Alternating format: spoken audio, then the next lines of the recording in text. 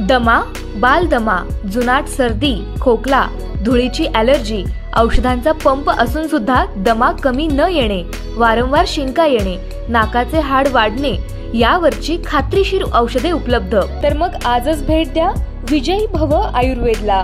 91 75 74 34 54। पत्ता नेवरी, तालुका कडेगाव, जिल्हा सांगली, पुणे व मुंबई या ठिकाणी सुद्धा।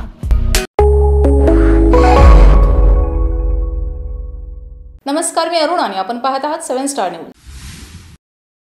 काही वर्षापूर्वी ग्रामीण भागात शाळा व महाविद्यालयाला सुट्ट्या लागतात शाळकरी मुले व तरुण विविध मैदानी खेळामध्ये रंगून जायची।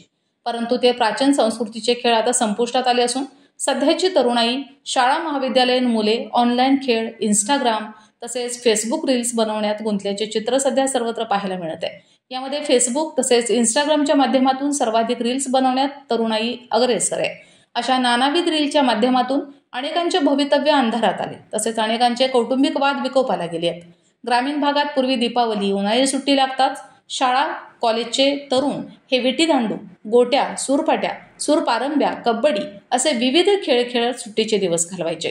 त्यामुळे व्यायाम, शरीर तंदुरुस्त राहत होतं। काळ झपाट्याने बदलत गेला, परिणामी खेळातही बदल होत गेले। काल परत्वे कसरतीच्या मैदानी खेळापासून तरुणाई कोसो दूर जात असल्याचं चित्र ग्रामीण भागात पाहायला मिळत आहे।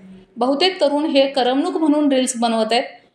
लाईक मिळावे, फॉलोअर्स वाढावे यासाठी काही वाईट प्रवृत्ती अंगप्रदर्शन करीत रील्स बनवत आहेत। काही मोकाट तरुण मंडळी मात्र अश्लील अभिप्राय नोंदवत आहेत।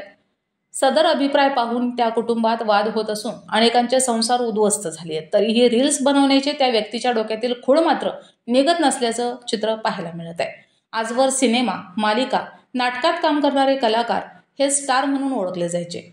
कालांतराने सोशल मीडियाचा शिरकाव झाला, त्याचा वापर प्रमाणाबाहेर होत गेला। अतिवापरामुळे गाणे, जोक बनवण्याचे डोक्यात खूळ शिरलं। प्रत्येक जण पाहिजे त्या वेळेला, पाहिजे त्या ठिकाणी रील्स बनवू लागले। ज्याला जास्त लाईक, फॉलोअर्स ते रील स्टार बनले। त्यातून 4 माणसं ओळखू लागल्यामुळे रील स्टार झाल्याचा तरुण तरुणीला मनोमनी आनंद होत आहे। Bureau report, 7 star news.